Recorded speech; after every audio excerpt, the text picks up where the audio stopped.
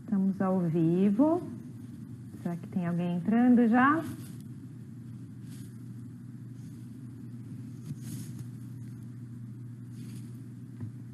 Vamos lá.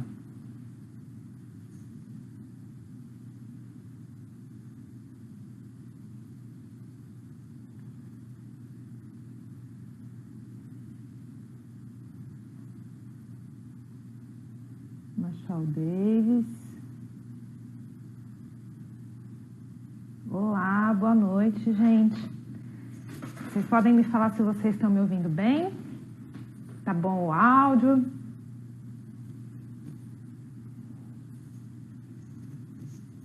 Chamei o Davis aqui. Podem me dar um joinha? Se o som tá bom?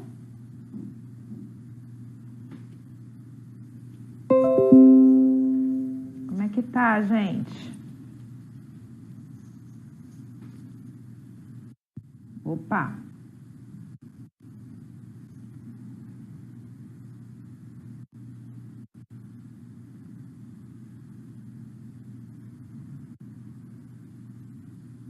Davis tá por aí, Davis? Aê!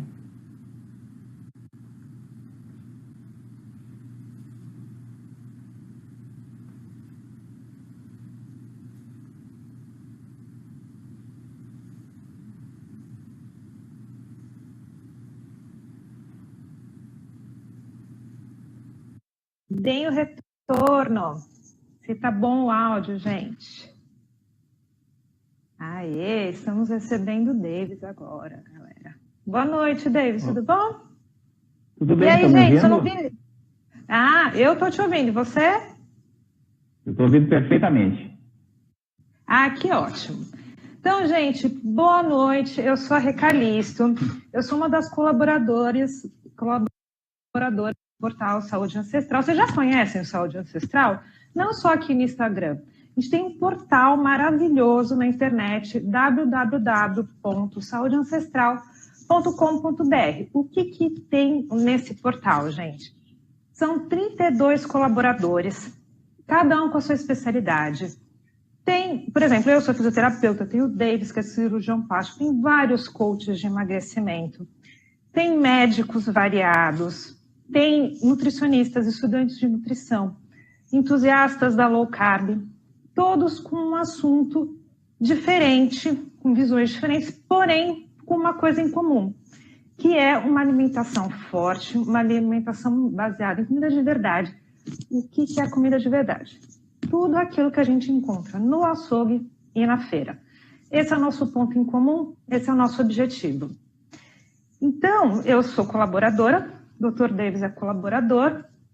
Conhecem o Dr. Davis? Vou dar um mini currículo dele, tá, gente? Segura aí, ó, que o negócio é bom aqui, ó.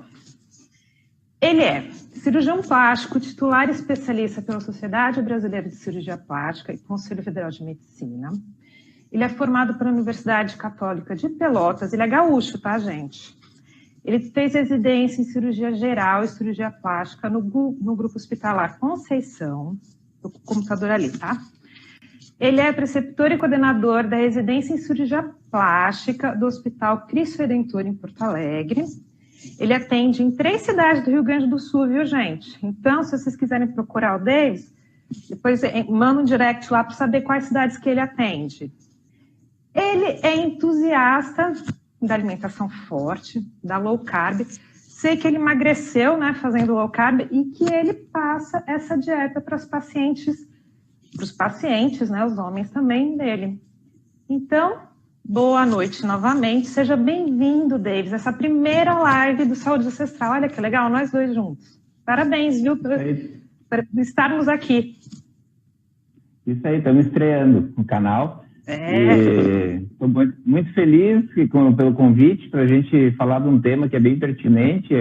Eu recebo praticamente todos os dias essa pergunta, né? Se a alimentação low carb, o jejum, ele aumenta a celulite, enfim.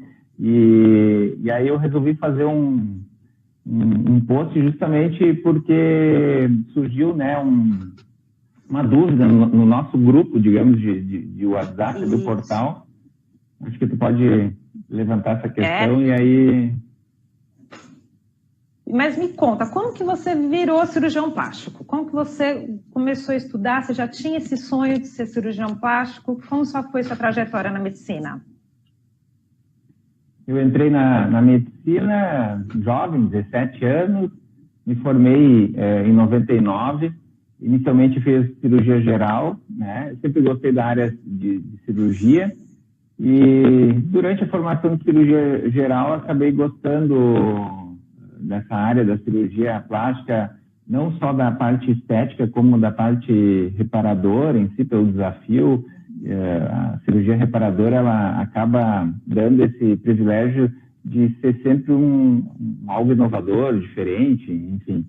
E acabei fazendo 3 anos de cirurgia plástica, hoje sou membro titular da Sociedade Brasileira de Cirurgia Plástica, e acabei, na verdade, exercendo a profissão durante bastante tempo, quase 10 anos, e indicando para todos os meus pacientes, depois de uma cirurgia, que elas precisam emagrecer, fazer uma dieta, fazer exercício, e não estava dando muito certo, né? Os pacientes acabavam fazendo uma cirurgia, ficavam muito bem, muito felizes, né, com o resultado, mas acabavam retornando após um período, às vezes de 1 ano, com a perda do resultado, né? E acabando pedindo um complemento, um retoque daquela cirurgia. Eu digo, olha, mas tu não fizeste o que a gente te recomendou, de fazer uma dieta, procurar uma nutricionista e aumentar a atividade física, enfim, ou seja, a gente tem que comer menos e gastar mais, é o que eu acreditava. E aí elas, não, eu estou fazendo isso, está aqui a minha dieta, eu sigo certinho isso, e eu vou na academia praticamente todos os dias da semana, só no domingo não. Olha, mas tem alguma coisa errada nisso. Aí eu, uns 4 anos atrás, acabei descobrindo, através da minha anestesista, o livro do Gary Taubes, o Why We Get Fat, o Porquê Engordamos, antes de conhecer o Souto pessoalmente, o blog dele. Então eu li o livro primeiro e aí acabei caindo no blog do Souto, e aí foi meses de estudo e investigação para ver se aquilo lá realmente estava certo, implementei em mim, né? E teve resultado? Até então eu nunca achei que eu estava gordo, enfim, né? Mas eu sou alto, tenho 1,88 m, e já estava passando os 3 dias achando que era normal. Sou casado, estava beirando os 40 anos, e aí resolvi aplicar em mim e perdi 22 quilos, sem muito esforço, sem praticamente ter feito atividade física, só mudando a alimentação, né? E aí eu me apaixonei pelo assunto, acabei estudando, tentando estimular todos os aumentos. Só nota que a paciente apresenta celulite se a gente apertar a região. Então, a paciente em pé ou deitada, ela não aparece, mas quando a gente aperta a região, aparece depressões, né? O grau 2 é quando a gente já observa com ela praticamente sem apertar, então é visível, né? E o grau 3, que é o pior, é quando já apresenta até nas roupas, assim, tem ondulações mais profundas. Existe uma classificação mais moderna até, que foi feita até por uma dermatologista aqui de Porto Alegre, que tem uns detalhes um pouquinho diferentes, e aí classifica não só no visual, mas com algumas outras detalhes a mais que se melhorou, qual o número que tem, quantas tem, se apresenta em várias áreas, enfim, né? Então, a celulite, ela é na verdade, uma patologia, assim, que não traz grandes problemas, a não ser estéticos, né? Mas ela é multifatorial, né? Não tem uma causa única, certo? E não se sabe muito bem, claramente, qual que é a fisiopatologia exata, mas na verdade se diz que ela deriva basicamente assim de 3 fatores. um fator de inflamação, né? Existe um processo inflamatório ali naquela região do tecido gorduroso.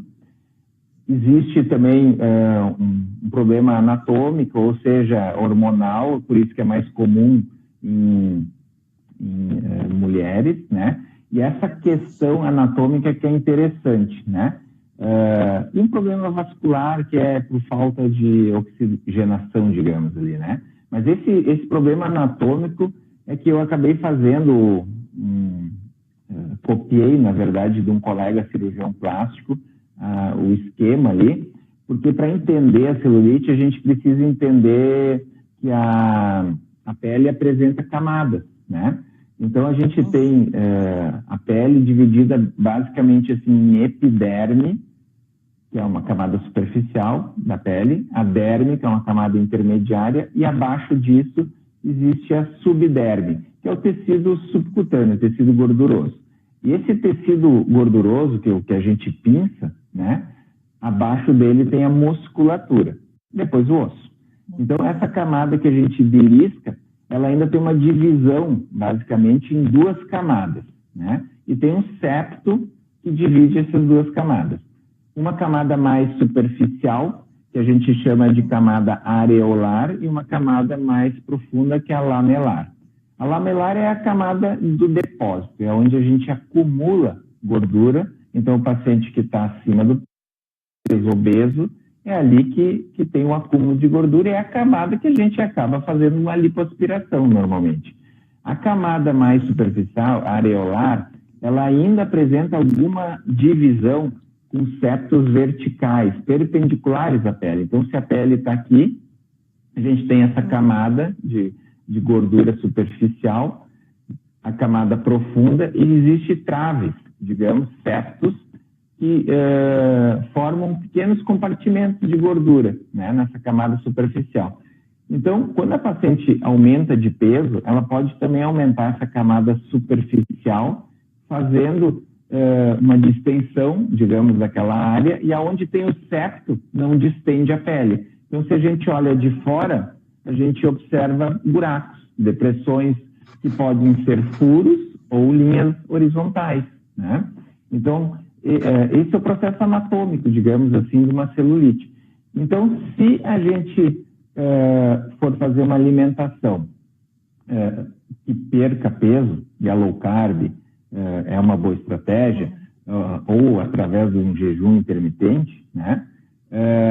E a paciente perdeu peso, é meio lógico que não tem como aumentar a celulite. Por quê? Porque uma alimentação low carb, primeiro, ela é mais anti-inflamatória, né? Uma alimentação low carb, a gente prioriza alimentos com comida de verdade e menos alimentos industrializados, né? Que poderiam gerar um processo inflamatório maior. E além disso, a gente perdendo aquela camada gordurosa, na verdade, a gente diminui, digamos, os orifícios. Então, se a gente perder peso, é uma forma de melhorar a celulite, né? A gente pode até detalhar outras formas de tentar melhorar a celulite. Existem algumas, pensando nesse mecanismo, né? Maneiras de tentar suavizar ou aliviar, e existem diversos tratamentos. Quando um tratamento é único, a gente diz que funciona muito bem. Quando tem diversos para uma mesma coisa, é porque nenhum funciona 100%. A gente precisa associar tratamentos, né? Então, o que está acontecendo nessas pacientes? Elas notam que tem uma piora, digamos assim, da superfície corporal. Parece que piorou a celulite. Para ela, tem celulite. Na verdade, o que aconteceu, provavelmente, é que ela apresentou uma flacidez da pele ali. Então, se a gente lembrar daquele post, eu até tenho aqui no... Não sei se vai aparecer. Vamos dar uma... Dá para ver aí? Tá dando para ver, sim. Tá. Consegue ver? Eu botei no computador aqui. Então, assim, se a gente for observar, essa parte de cima é a celulite, e a parte de baixo, quando a paciente perde peso, o septo se estendeu ao máximo, a gente perdeu peso, e a pele acaba ficando, de certa forma, mais frouxa, podendo dançar de um lado para o outro. Então, uma maneira fácil de diferenciar isso, se é celulite ou não, é a gente pegar aquela pele que parece que está cheia de buraco ali, né, e é celulite, e puxa a pele e vê se ela fica lisa. Se ficar lisa, provavelmente é flacidez que acabou tendo, né, e não celulite. Bom, aí tu diz, mas então piora a flacidez, uma alimentação low carb, né? A gente pode ter uma piora da flacidez da pele? Bom, sempre quando se perde peso, né, a gente pode sim ter uma flacidez cutânea. Mas o que eu tenho observado assim no decorrer desses 4 anos, digamos, que as pacientes que acabam fazendo uma alimentação low carb e principalmente fazendo um jejum associado, elas, na verdade, acabam perdendo bastante peso e pode ter flacidez, mas completamente diferente ou menos flacidez do que uma pessoa que acaba perdendo um grande peso, 30, 40 quilos, de uma forma abrupta, por exemplo, uma cirurgia bariátrica, né? Então, as duas estratégias funcionam. A cirurgia bariátrica tem sua indicação, digamos assim, mas se a gente for ver, ela acaba fazendo uma restrição gástrica ou um desvio intestinal, fazendo uma certa mal absorção, e aí a paciente acaba perdendo peso muito rapidamente. A gente vê que elas acabam perdendo, às vezes, 30, 40 quilos em 6 meses, né? E a pele não tem, digamos, uma capacidade de suportar essa perda de peso e acaba ficando com enormes flacidez, precisando, sim, depois de uma intervenção plástica para corrigir aquela flacidez, o excesso de pele. Numa intervenção low carb, a gente observa justamente ao contrário. O que eu tenho visto, assim? Primeiro, uma alimentação low carb acaba fazendo que a pessoa coma mais comida. Então, assim, de verdade, né? Comida que tem mais nutrientes, né? Então, dentro dos 3 macronutrientes, né? Carboidrato, gordura e proteína, se a paciente quiser diminuir a chance de ter uma flacidez, é interessante ela comer um pouquinho mais de proteína. Dentro dos 3 macronutrientes, a proteína é importante. Por quê? Porque ela é a matriz do colágeno, né? O colágeno é, digamos, uma fibra, junto com a elastina, na camada da derme, ou seja, na camada média ou superficial ali da pele, se a gente dividir, que dá firmeza para a pele. Então, o colágeno a gente vai perdendo com o passar dos anos. É natural. A partir dos 30, é morro abaixo, né? A gente vai envelhecendo. E isso não tem como mudar, né? Então, se a gente tiver um aporte melhor de proteína, né? Para produzir mais colágeno, né? Naquela pele, é interessante. O fibroblasto, que é a célula que fica ali na derme, né? Ela acaba produzindo mais colágeno e com isso a gente tem uma chance de ter menos flacidez. Claro que existem outros micronutrientes importantes para a produção do colágeno, né? Vitamina C, vitamina A, vitamina E, a própria biotina, né? Aí a pessoa já pega e diz assim, então eu vou tomar colágeno, certo? Eu vou comprar, a indústria, ela na verdade se molda o que a pessoa está procurando, né? Então hoje tem diversas fórmulas de colágeno hidrolisado, enfim, que na verdade está indicado para flacidez. Bom, é a matriz para tentar produzir, digamos, mais fibras. Mas assim, se tu tiver uma alimentação adequada, com uma boa quantidade de proteína, digamos, que a gente não tem como ultrapassar 20%, 25%, digamos, mas é uma boa quantidade, seja uma proteína boa, tu acaba tendo uma matriz interessante para produzir colágeno. Então, se tu não estimular a área que tu queres produzir colágeno, não adianta tu tomar colágeno, né? Porque a gente precisa associar. Por exemplo, se eu tenho uma flacidez grande na região do rosto, por exemplo, né? Se eu tomar colágeno, como que eu vou saber que aquele colágeno vai se depositar no rosto, né? a gente, na verdade, precisa estimular essa região com algum tratamento para as células dessa região, sim, o fibroblasto, se irritar, digamos assim, e produzir colágeno ali. E aí, tu tendo um aporte adequado, seja de colágeno hidrolisado ou proteína, ele tem uma chance maior de se depositar naquela região, certo? O colágeno... Sim, pode falar. Não, é porque nós temos umas perguntas de pessoas super badaladas, assim, do meio low carb, né? A gente tem a honra as pessoas que fizeram perguntas para a gente, além dos leitores do blog, do Instagram, a gente teve pergunta dos nossos colaboradores, né? E a Mônica, do Cozinha Consciente, e o Eloy também, do Hora de Mudar 74, da Cozinha Consciente, Hora de Mudar 74, eles perguntaram justamente isso, né? Vale a pena tomar o colágeno hidrolisado? Vale a pena gastar esse dinheiro? Ou será que uma alimentação forte, tomar caldo de osso, fazer caldo de pé de galinha, isso também funciona? Né? E junto com a estimulação, então, que você tá mencionando, é bem mais barato, né?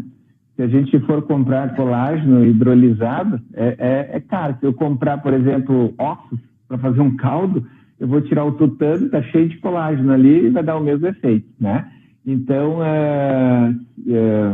não tem muita indicação, não tem estudos mostrando que tu tomar colágeno vai aumentar o depósito naquela região ou que vai diminuir a sua acidez. Com certeza não, certo?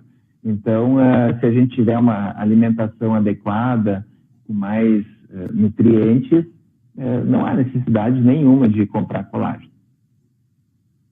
Outra coisa importante, então, para diminuir, digamos, a celulite, a flacidez, como eu comentei, é diminuir a inflamação local, né?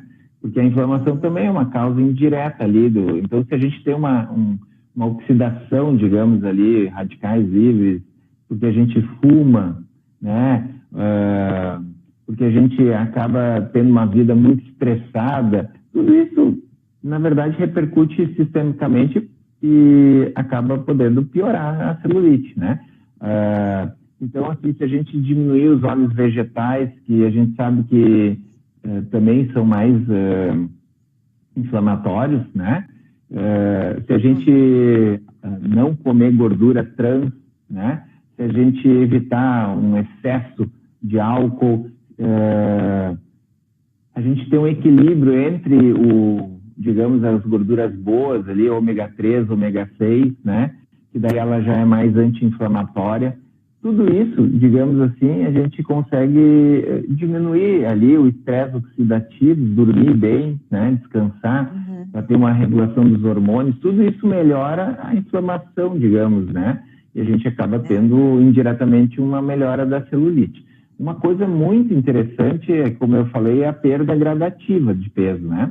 Se a gente não botar uma meta muito radical, muito rápida, e sim a longo prazo, né? Mudar o estilo de vida, mudar uma alimentação e não ter pressa, a pele consegue se adaptar muito melhor. E aí não vai ter uma flacidez tão grande, tão exagerada, né? Então, a estratégia low carb com o jejum, de certa forma, ele pode até preservar, digamos assim, a proteína, o colágeno. Porque a gente sabe que quando a gente faz uma estratégia com jejum, aumenta o GH, né? Então, isso já tem, digamos, estudos mostrando que tu não perde massa magra, né? Mesmo fazendo jejum. E indiretamente a gente pode especular se de repente essa prevenção, digamos, de massa muscular, de proteína, também não possa acontecer na pele, né? Tem uma priorização para não perder o colágeno, né? Então, isso ainda também não tem, assim, estudo, é muito especulativo, né? Existe, digamos, uma plausibilidade para isso, mas não dá para dizer que é garantido isso, né? E a outra questão... Desculpa. Oi? O que eu ia dizer é que o Jason Fung, ele fala que os pacientes que fazem o jejum, os pacientes dele, né, que fazem jejum, não têm pele, não ficam com flacidez, então, né? E ele faz jejuns bem prolongados com os pacientes de diabetes tipo 2. Ano passado saiu aquele estudo em ratos, né? Mostrando que, digamos, o elixir da juventude para ter uma longevidade em ratos, fazendo uma restrição calórica em jejum, né? Então, especulação, a gente nunca vai ter um estudo para provar isso, né? Então, se a gente fizer uma alimentação com mais baixo carboidrato e fazer uma estratégia junto com o jejum, a pessoa estando adaptada a isso, acho que é interessante perder o peso gradual e com isso tem uma diminuição da flacidez, né? E uma coisa que eu sempre vejo... tu trabalha com a fisioterapia, né? Mas a minha experiência pessoal, eu emagreci 40 quilos. Foi bem devagarzinho, bem gradativo. Eu fiquei com um pouco de pele, mas depois que eu comecei os jejuns, eu não fazia antes. Nossa, foi sumindo as peles extras. Então, para quem está querendo emagrecer, fica com medo de fazer low carb, porque vai perder massa magra, porque vai ficar com pele solta. Não, gente, as duas estratégias juntas são muito benéficas. Os resultados são bem bacanas. Sabe que eu sempre ouço falar isso, todos os pacientes dizem assim, eu vou fazer então musculação, eu vou para academia para diminuir minha flacidez de pele. Na verdade, não tem muita relação. Se a gente for ver aquelas camadas, né? A gente tem a pele, tem o subcutâneo, a gordura, e existe a parte de musculatura e osso. Então, não tem muita relação entre pele e músculo. Só que o músculo é interessante a gente construir, fazer exercício, principalmente esses exercícios com força, né? Musculação, HIIT, crossfit, porque o músculo crescendo vai ocupar o espaço, digamos, vai esticar aquela pele que, digamos, ficou mais solta, porque tu perdeu a camada adiposa. A gente perde a camada adiposa ali e a camada de tecido gorduroso que tem dentro do músculo, porque a gente esquece que também tem gordura dentro do músculo, né? Se a gente pegar aquela vazio, aquele pedaço de carne entremeado com gordura, né? Quando a gente emagrece, a gente perde aquela...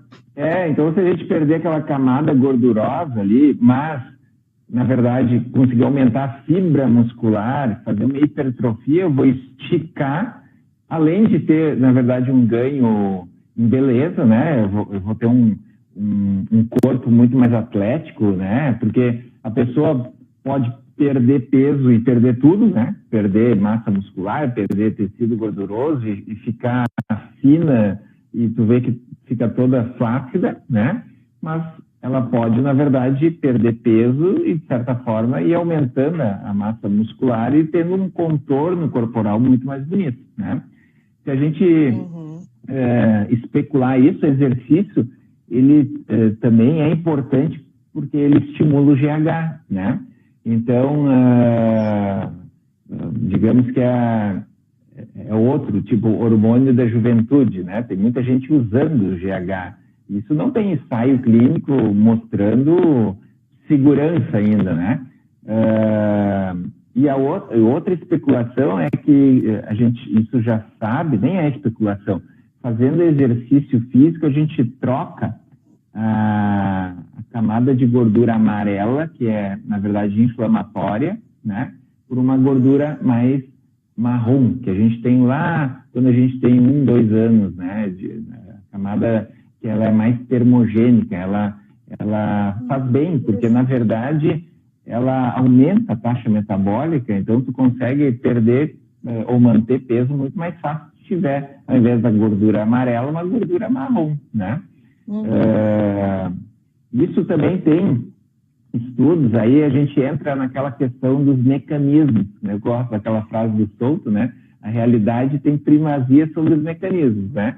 Mas existem mecanismos mostrando que o exercício, né, físico, ele pode aumentar a sirtuina, né, que é o SIRT2. É um gene que pode, na verdade, ele está relacionado com longevidade, né, entendeu? Então, tudo especulativo, não é digamos, com ensaio clínico, nada, mas existe, digamos, um mecanismo que poderia explicar tudo isso, né? Então, basicamente, assim, se a gente puder usar uma estratégia para tentar, digamos, evitar a flacidez, né? Seria perder peso com uma alimentação com comida de verdade, né? Ah, mas eu fiz tudo isso e agora eu estou com flacidez. Já sei que não é celulite. E, na verdade, elas podem até coexistir, né? Tu pode ter flacidez e celulite no mesmo local, né? O tratamento, basicamente, é o mesmo, né? Porque tu tem que estimular o colágeno, perder, digamos assim, na celulite mais peso, mas na flacidez tu já perdeu peso. Mas seria mais para tentativa de tu tentar produzir mais fibra de colágeno naquela região. Então, os tratamentos que a gente tem, assim, nessa região, localizados, digamos assim, a gente pode fazer tratamentos com radiofrequência, né, que são equipamentos para tentar fazer uma estimulação, né, do colágeno. Existem tratamentos, por exemplo, que é a sigla IPCA, que é uma indução percutânea de colágeno por agulha, que é o roller, né? Mais popularmente conhecido, que é dermoroller. É um rolo com agulhinhas, né?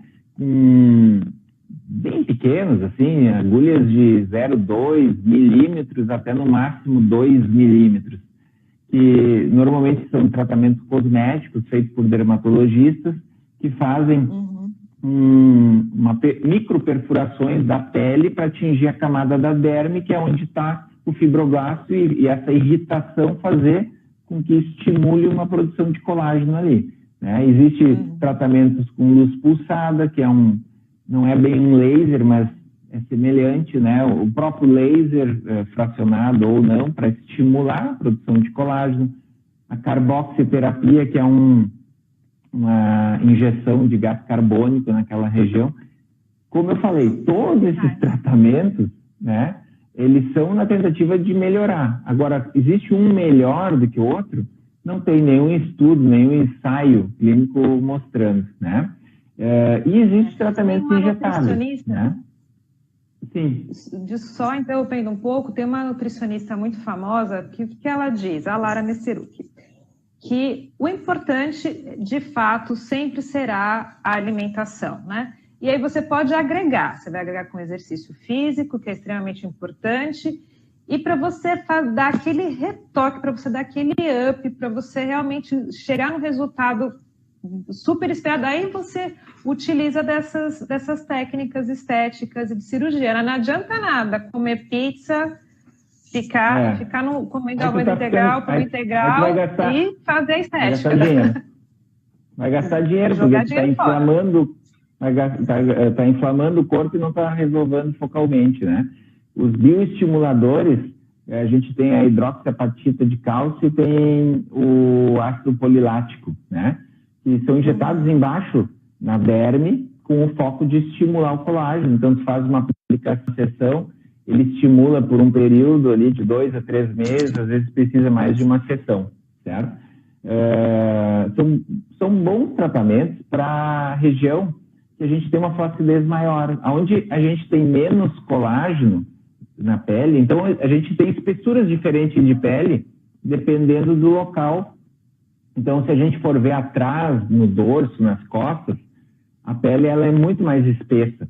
Ela tem bastante quantidade de fibras de colágeno. Então, é muito difícil a gente ter flacidez na região das costas. Pode ter, sim, mas é muito mais comum na parte da coxa interna, no braço, que a espessura da pele é muito fininha.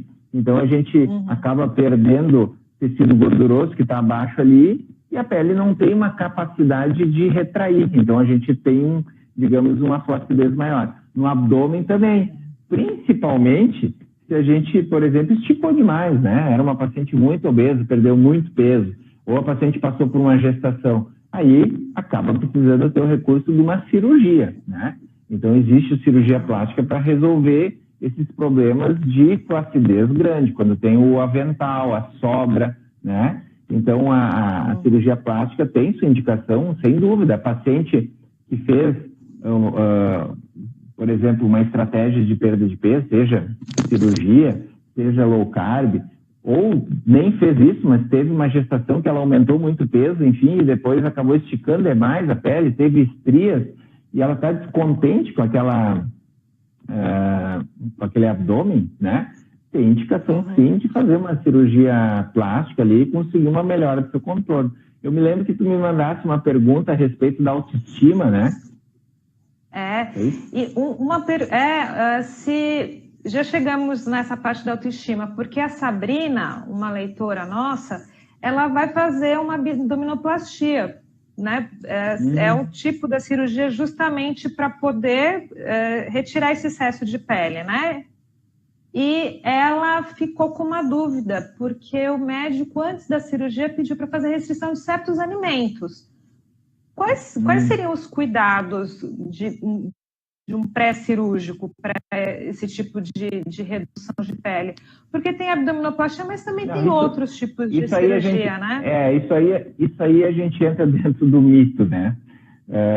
Isso é muito forte, porque assim, a gente acaba repetindo, eu repetia isso, porque a gente acaba não indo atrás dessa fonte, né? Da onde que a gente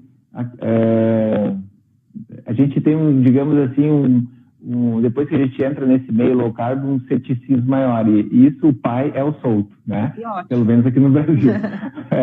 Então, é muito comum a pessoa dizer assim, olha, eu tenho que restringir carne de porco e, sei lá, outras coisas, né? Eu acho muito melhor se ela restringir o açúcar, né? Entendeu? Mas assim, como regra geral, na verdade, para um preparo, para uma cirurgia, se ela tiver uma alimentação forte, né, baseada em densidade nutricional, ela vai muito melhor para uma cirurgia, né, porque ela já tem um aporte de micronutrientes, né, e macronutrientes, que aí, com certeza, o que mais precisa para cicatrizar ali é a proteína, né.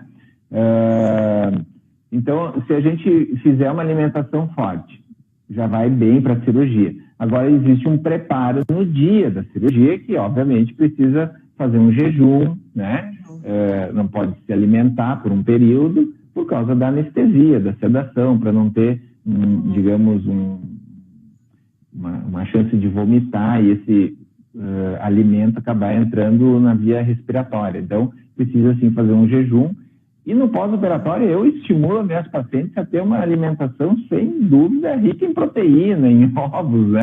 E menos industrializado possível. Mas eu fiz uma cirurgia agora, 1 ano e meio atrás, e até botei no meu perfil ali na época, porque é impressionante, assim, o hospital serve no pós-operatório de uma cirurgia um monte de porcaria, né? Geleia, rico cheio de açúcar, uma bomba calórica, bolachinha Maria, o que mais vinha? Pão, né? Proteína é o que menos tinha ali, né? E a pessoa diz para evitar gorduras justamente por causa do mal-estar, né? A pessoa que vai fazer uma cirurgia, muitas vezes, por causa da medicação, da sedação, acaba tendo um mal-estar, assim, de náuseas, enfim, da medicação em si, né? Claro, se vai fazer uma cirurgia que mexe em trato digestivo, existe uma necessidade progressiva de aumentar, digamos, os alimentos. Inicialmente se inicia com líquidos, depois pastosos, enfim, né? Mas não mexendo, vai fazer uma cirurgia na tireoide, vai fazer uma cirurgia plástica, uma prótese, enfim, e não mexeu no trato digestivo, né? As pessoas tendem a dizer que, olha, procura evitar alimentos gordurosos, mas por causa do mal-estar, de repente ela ter vômitos, enfim, né? Basicamente mais levando nesse sentido. E aí teve uma pergunta da Camila, que ela já emagreceu 80 quilos, faltam 10. Nossa, emagreceu 80 quilos, olha que beleza. E ela tem muito excesso de pele. Será que esse excesso de pele pode causar algum problema de saúde? Até hemorroidas, de repente? Ou alguma outra coisa? Não, o excesso de pele, dependendo do local que ele se aloja, pode formar dobras, ficando úmida, né? E apresentar, assim, fungos, micoses, né? Que a gente chama de intertrigo, que por proliferação de uma umidade, digamos ali, até uma dermatite crônica pela pele ficar bastante tempo úmida, e aí sim existe indicação de ressecção. Hemorroida, de novo, não. Perda de peso, hemorroida não tem muita relação. Na verdade, a pessoa pode... Hemorroida, por quê? Hemorroida é uma, digamos, uma dilatação venosa, né? Normalmente no ânus, né? Então, existe um plexo ali, hemorroidai, que pode distender. O que pode aumentar isso é se ela tem uma constipação, faz muita força, enfim, né? Agora, uma confusão grande, às vezes, de hemorroida é saliências externas no ânus que não tem nada a ver com a hemorroida. É um excesso de pele que pode acontecer ali, que a gente chama de plicoma. É uma outra patologia, não é hemorroida, né? Em todas as áreas de dobras, a pele pode, às vezes, formar algumas lesõezinhas, às vezes na axila, no pescoço, na pálpebra, saliências, assim, de excesso de pele, que desses casos a gente não chama plicoma, a gente chama de acrocórdon.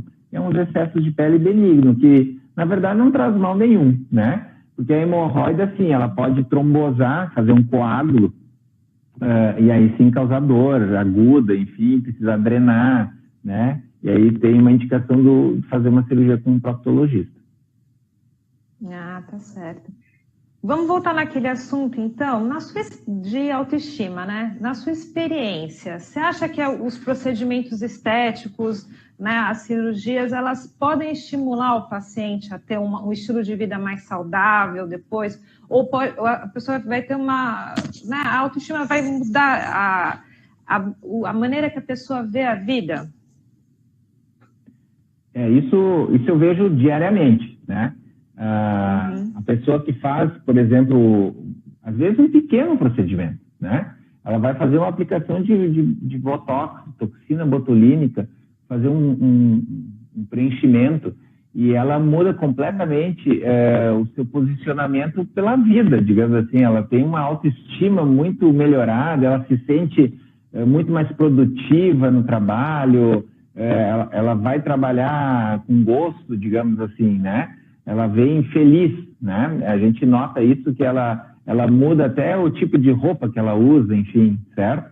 Então, eu até coloquei um tempo atrás também no meu perfil do Instagram um post falando justamente isso, se a cirurgia, deixa eu me lembrar, se a cirurgia plástica melhora ou não a autoestima, né?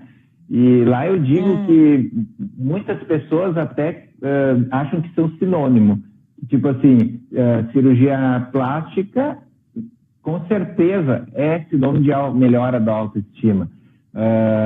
Claro que a gente tem que ter um bom senso, né? A gente tem que ver se aquilo lá realmente tem uma indicação, né? Porque às vezes existe um exagero, né? A gente vê que está muito bem indicado quando a pessoa que vem nos procurar tem um incômodo muito grande com aquela situação, né? Por exemplo, ela tem um casamento da filha para ir, que seria um motivo de felicidade, né? E ela está extremamente preocupada com o vestido, ela é capaz de não ir no casamento da filha porque ela não está bem com o peito, não encaixa no vestido, né? Claro que tem um problema também ali psicológico, mas assim, essa sim, a gente faz uma cirurgia e ela tem uma mudança radical na vida dela, né? A gente nota isso em adolescentes, assim, né? As crianças ali beirando seus 7 anos não quer mais ir na escola porque está servindo de chacota, chamando ela de orelhudo, a gente chamava de CRT um tempo atrás, né? Dumbo, enfim, porque tem as orelhas em abano, que a gente chama. Então, essa criança tem indicação de fazer uma autoplastia, né? Por que não? Para melhorar a autoestima dela e ela se sentir bem, né?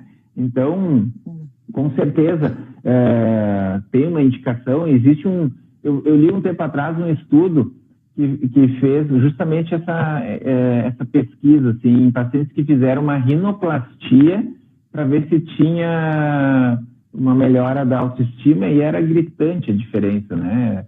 As pessoas resolviam depressão fazendo uma cirurgia, às vezes, né? Claro que quando bem indicado, né? E essas pessoas, então, têm uma aderência maior a um estilo de vida low carb, por exemplo.